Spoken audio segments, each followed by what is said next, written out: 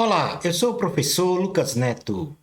Bem-vindo e bem-vinda a mais um programa Escola Bíblica no seu lar. Hoje nós vamos estudar a lição de número 9, que tem como título Quem segue a Cristo aprende novos valores. Vamos então dar início à nossa aula de hoje. Introdução da lição. Os valores do reino de Deus são manifestados por um cristão quando este possui a essência da natureza divina em seu ser. Nesta lição, conheceremos o valor de uma vida piedosa cristã em seu primeiro ponto. No segundo ponto da lição, entenderemos o valor da espiritualidade plena. E finalizando o nosso estudo, no último ponto, terceiro ponto, compreenderemos o valor de servir a Deus, rejeitando todos os valores humanísticos contrários à palavra do Senhor. Item número 1 da lição, o valor de uma vida piedosa cristã. E nós vamos iniciar este item conceituando o que é uma vida piedosa cristã. Então, o exercício de uma vida piedosa cristã, ela é aquela em que a relação do cristão com Deus ela é consolidada em um espírito de reverência. Isto quer dizer, de uma atitude respeitosa, que é ratificada pela contínua ação de fazer sempre o que é justo, o que é certo, numa retidão pessoal. E esta condição ou estado de ser justo e de fazer o que é reto, o que é certo, tem como referencial a palavra de Deus.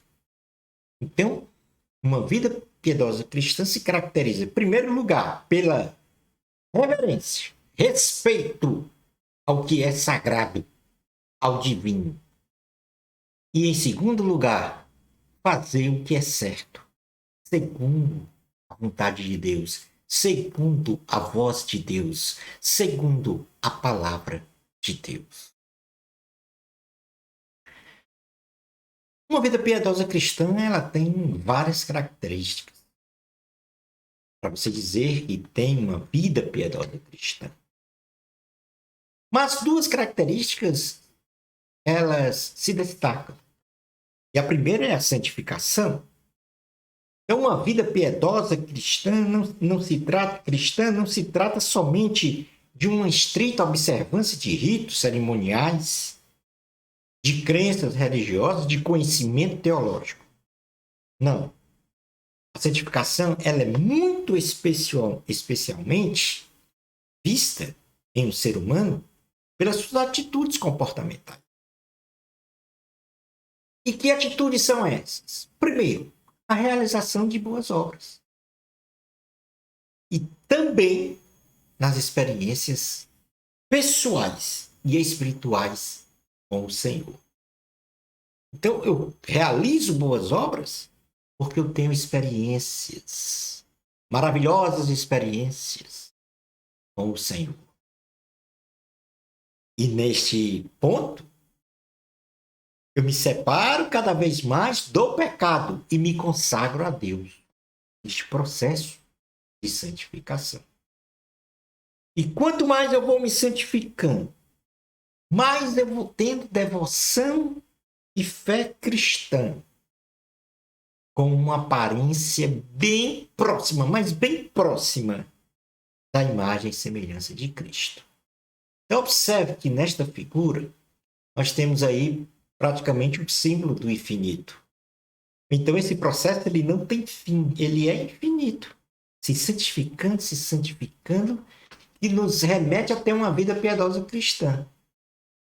E a base dessa santificação e dessas atitudes é o amor. Mas antes, na segunda carta aos Coríntios, capítulo 3, versículo 18, o apóstolo Paulo fala sobre essa questão da santificação.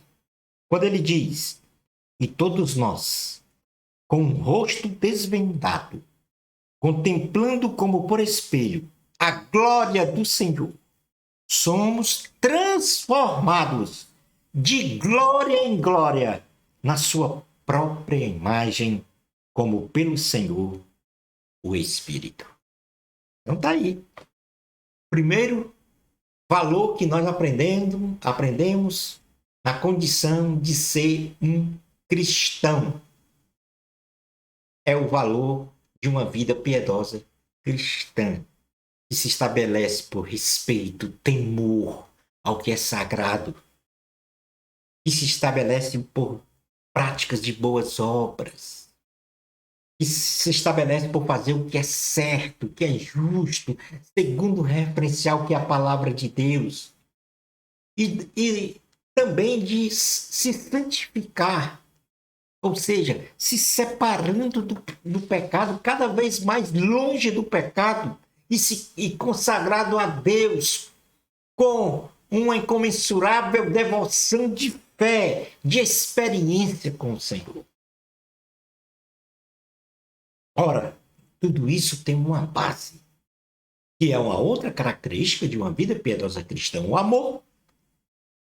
E uma pessoa cristã, ela é autenticamente piedosa quando ela demonstra um incondicional amor a Deus, sem interesses pessoais de qualquer ordem. Seu desenvolvimento espiritual é sempre motivado em buscar o Espírito Santo, uma busca incessante do Espírito Santo, sem angariar qualquer vantagem pessoal, fazendo sempre o bem. Então, observe que essas duas características aí de santificação e amor no processo de uma vida cristã, ela é infinito. Ela gira infinitamente. É um processo contínuo. Nunca vai parar, mesmo quando nós estivermos no céu. Porque lá no céu o amor continua. E nós temos então que girar esse infinito aí na nossa vida no dia de hoje. Este é um grande valor do cristão. O valor de uma vida piedosa cristã. Mas nós temos que tomar um cuidado muito especial. E esse cuidado é contra uma vida piedosa cristã aparente. E a Bíblia relata inúmeros casos nesse sentido.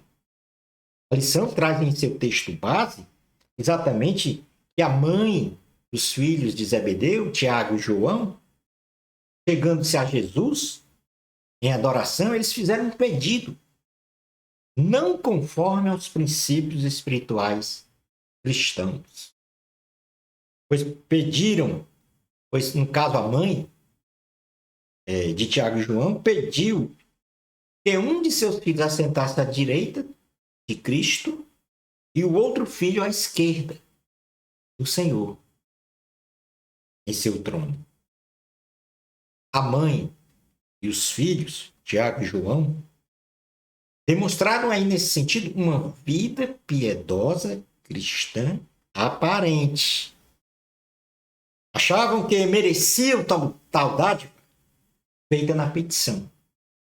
E muitas vezes nós achamos que merecemos as dádivas do Senhor. Não, nós não merecemos. A misericórdia e o amor de Deus é que nos concede essa dádiva. Então Jesus repreende-os,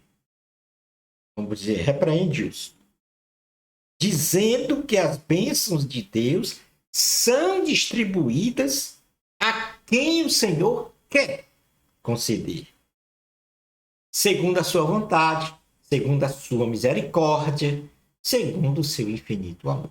Então vamos fazer aqui uma leitura desse texto base da lição, que está relatado aí em Mateus capítulo de número 20. Mateus capítulo de número 20, a partir do versículo 20 até o versículo 24, que diz assim: Então se chegou a ele a mulher de Zebedeu com seus filhos, e adorando-o, pediu-lhe um favor.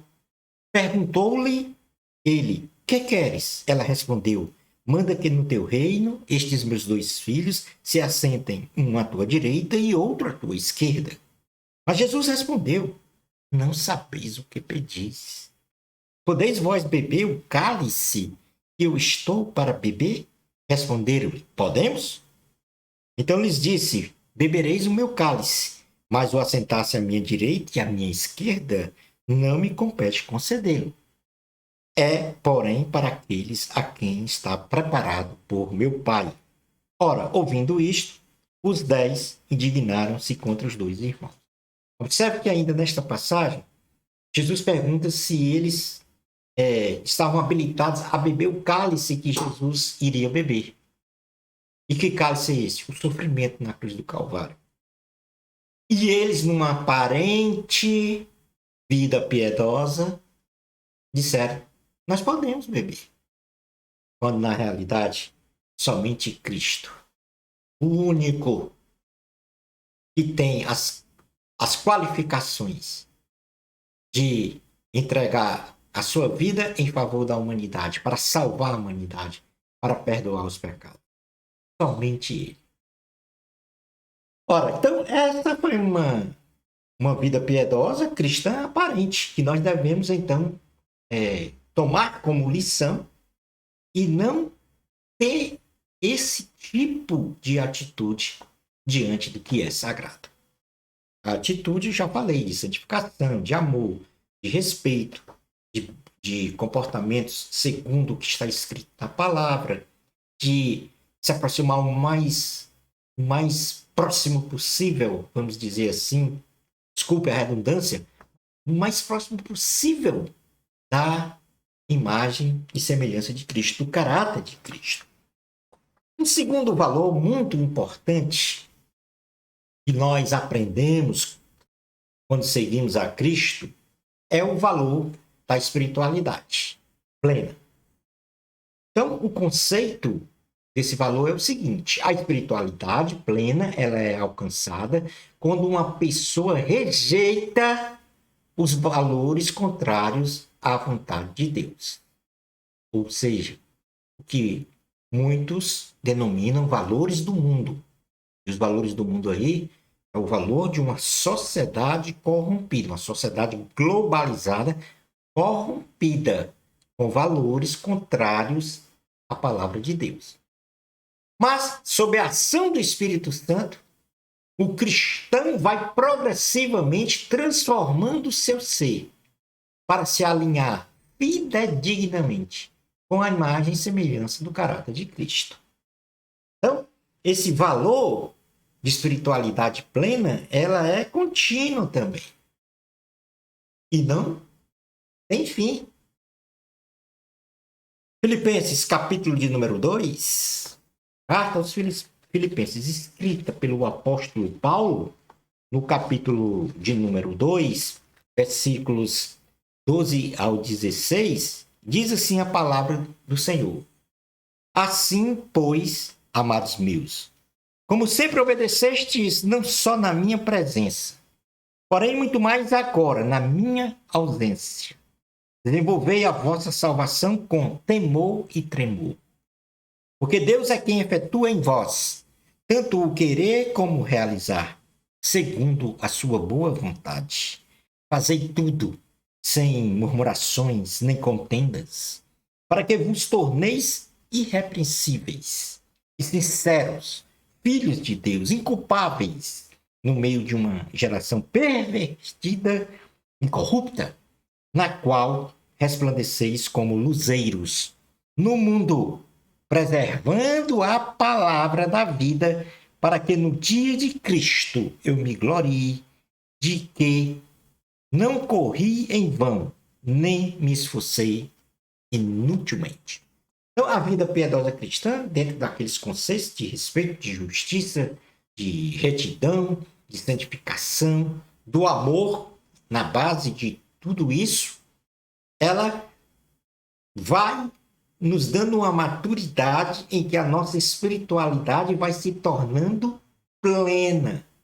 Cada vez mais a gente parecido com Cristo, numa transformação progressiva. Agora, em que situação?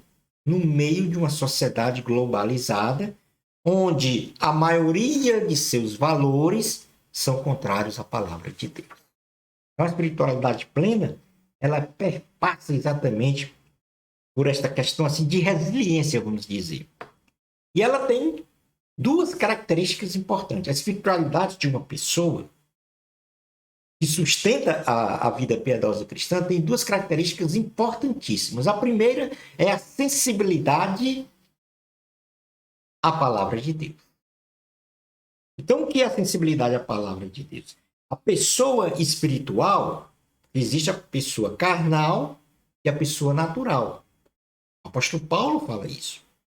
E a espiritual, ela discerne as coisas espirituais. E para isso, ela tem que ser sensível à palavra de Deus. Quem é sensível, ou seja, acolhe de coração aberto, sem preconceito, sem discriminação, a palavra de Deus, quem é sensível à palavra de Deus, ou seja, acolhe os seus ensinamentos, então, e busca a prática desses ensinamentos, na sua essência, ela cresce espiritualmente. Ela adquire maturidade espiritual. Ela adquire mais conhecimento de Deus. Ela adquire mais comunhão com o Senhor. E por isso, esses ensinos, sensibilidade que é acolhida, vamos dizer, que é o elo de acolhimento dessa palavra para entrar na sua alma, no seu coração, no seu ser. Esses ensinos são muito mais valorosos do que qualquer ensino humanístico. Não desvalorizamos os ensinos humanísticos, mas, em comparação, os ensinos espirituais de Jesus é a melhor parte para a nossa vida. E a palavra de Deus diz isso. No Evangelho de Jesus, segundo escreveu Lucas, um acontecimento aqui, ocorrido numa família em que Jesus diz que a melhor parte é se sensibilizar com a palavra de Deus, é acolher a palavra de Deus. Lucas, capítulo 10, versículos 38 ao 42, diz assim: indo eles de caminho, entrou Jesus, então, num povoado, e certa mulher, chamada Marta, hospedou-o na sua casa. Tinha ela uma irmã, chamada Maria, e esta quedava-se assentada aos pés do Senhor, a ouvir os ensinamentos. Marta agitava-se de um lado para o outro, ocupada em muitos serviços. Então se aproximou de Jesus e disse: Senhor, não te importas de que minha irmã tenha deixado que eu fique a servir sozinha? Ordena-lhe, pois, que venha ajudar-me. Respondeu-lhe o Senhor: Marta, Marta, andas inquieta e te preocupas com muitas coisas. Entretanto, pouco é necessário, ou mesmo uma só coisa. Maria, pois, escolheu a boa parte, e esta não lhe será tirada. Então, neste episódio aqui, Marta ficou preocupada com as coisas relacionadas à sua vida cotidiana, mas Maria não, assentou-se aos pés de Jesus e ficou ouvindo atentamente os ensinos. Marta, então, reclama para Jesus que Maria não estava a fazer absolutamente nada do que deveria fazer naquela casa. Mas Jesus diz: Marta, Maria escolheu a melhor parte. Portanto, nós não devemos priorizar as coisas que nós temos que fazer no nosso dia a dia, na nossa vida cotidiana, em detrimento das coisas espirituais. Busquemos primeiro a sensibilidade para as coisas espirituais, para os ensinos de Deus. E por isso nós temos que ter uma meditação na palavra do Senhor. Uma meditação na palavra do Senhor. E o que é a meditação da palavra do Senhor? A pessoa espiritual estuda com diligência a palavra de Deus, se esforçando para compreendê-la e comprovar todos os seus preceitos. A meditação da palavra de Deus envolve dedicação, não se dobrando aos ensinos humanos que não se alinham com a ética de Deus. Então nós precisamos dessa sensibilidade, esse acolhimento, essa abertura para receber a palavra, mas precisamos também de uma meditação, o estudo sistemático dessa palavra, de forma espiritual, não de forma mecânica, conferindo tudo, tendo como referência, tudo que é ensinado, tendo como referencial a palavra de Deus. Mas existe, ou seja, e também se trata de uma condição infinita. Cada vez mais vou acolhendo esta palavra, vou meditando e vou crescendo no meu desenvolvimento espiritual, na minha espiritualidade cristã. E no momento em que tenho cada vez mais discernimento espiritual, vou compreendendo as coisas espirituais. Este é outro valor que o cristão aprende quando segue a Cristo. Como último ponto da lição, aliás, nós tivemos, vamos ainda dentro deste ponto número 2, falar sobre essa espiritualidade aparente. O que é uma espiritualidade aparente? E também temos um episódio para isso. O apóstolo Pedro, em certa ocasião, de forma deliberada, manifestou um ensino contrário ao que Jesus ensinara. E ele foi duramente repreendido por causa disso, pois ele estava sendo usado por Satanás para desvirtuar a palavra de Deus, ainda que tivesse no coração boas intenções. A espiritualidade em um ser humano, ela se consolida quando ele compreende espiritualmente as coisas espirituais e as ensina. Forma espiritual, movido pelo espírito de sabedoria, pelo espírito de poder do Evangelho de Cristo. No Evangelho de Jesus, segundo escreveu Mateus no capítulo de número 16, no versículo de número 21, diz assim a palavra do Senhor. 21, capítulo 16, versículo 21. Desde esse tempo, começou Jesus Cristo a mostrar a seus discípulos que lhe era necessário seguir para Jerusalém e sofrer muitas coisas dos anciãos, dos principais sacerdotes e dos escribas, ser morto e ressuscitado no terceiro dia. Esse foi o ensino de Jesus. Tinha que ir para Jerusalém, ele seria morto e ressuscitado. E Pedro, chamando Jesus à parte, começou a reprová-lo, dizendo: tem compaixão de ti, Senhor. Isso de modo algum te acontecerá. Mas Jesus, voltando-se, disse a Pedro: arreda, Satanás. Tu és para mim pedra de tropeço, porque não cogita das coisas de Deus, e sim dos homens. Então, observem aqui que Pedro teve, nesse momento, uma espiritualidade aparente, ainda que quisesse o bem do Senhor Jesus. Mas o plano de salvação estava estabelecido. Cristo iria para a cruz, morrer, ser crucificado, morrer, ser sepultado, mas ressuscitar o terceiro dia, para vencer a morte, perdoando os pecados de toda a humanidade e, por conseguinte, salvando e dando vida eterna.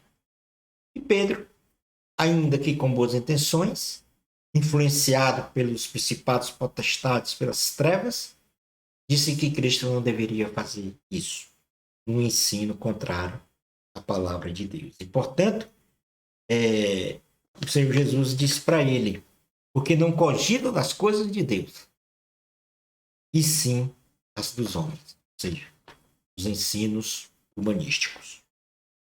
Como último ponto da lição, nós temos no caso aí, o valor de servir a Deus. Então aí nós temos o quadro dessa espiritualidade, né, aparente do apóstolo Pedro, e agora nós vamos para o valor de servir a Deus. E nesse sentido, a pessoa espiritual, ela compreende que o valor de servir a Deus é um valor de alegria, de satisfação e prazer. Servir a Deus, eu vou repetir, servir a Deus é um valor, a gente aprende, quando a gente serve a Deus, de verdade, que este é um valor de alegria, um valor de satisfação e de prazer. Servir a Deus não se limita apenas a exercer um serviço no templo. Não, não é só isso. Servir a Deus não é só isso.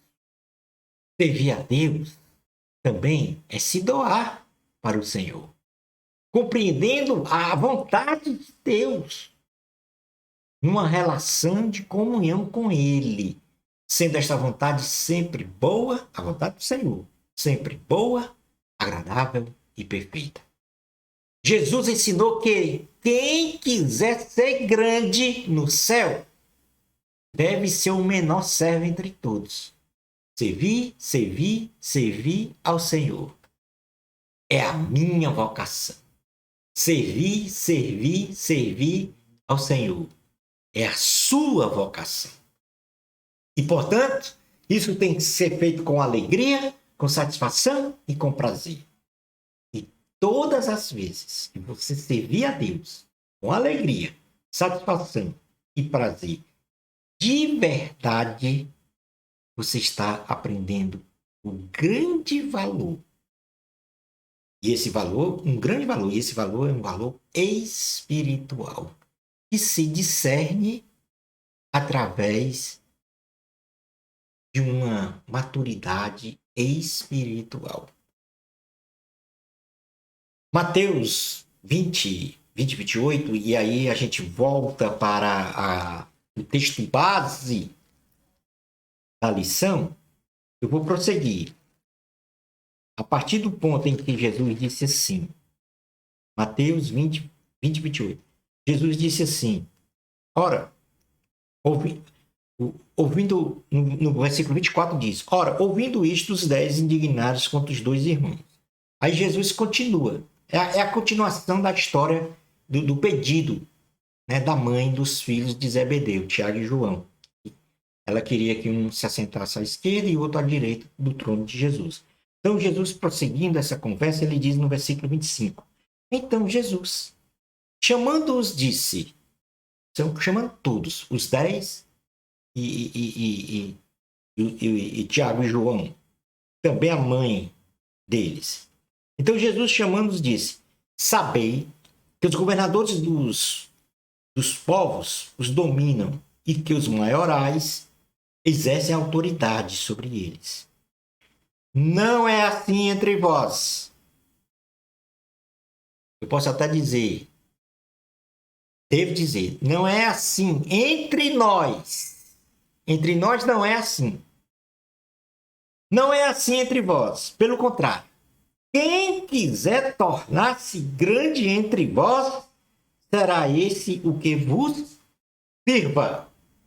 E quem quiser ser o primeiro entre vós, será vosso servo, tal como o filho do homem, que não veio para ser servido, mas para servir e dar a sua vida em resgate por muitos. Conclusão. Ser igual a Jesus deve ser o nosso alvo para o exercício de uma vida piedosa cristã, para uma espiritualidade plena e para servir a Deus com alegria. Esses são os valores que temos que aprender e viver para consolidarmos na prática em nossa vida. Porque o meu viver é Cristo. O seu viver é Cristo. Shalom Adonai. Na próxima lição, nós vamos estudar a lição de número 10, que tem como título Quem segue a Cristo purifica o coração. Bênçãos especiais de Jesus para você. Amor a Cristo, a glória sempre é de Deus, nunca nossa. Até o nosso próximo programa, Escola Bíblica no seu lar, se Deus permitir.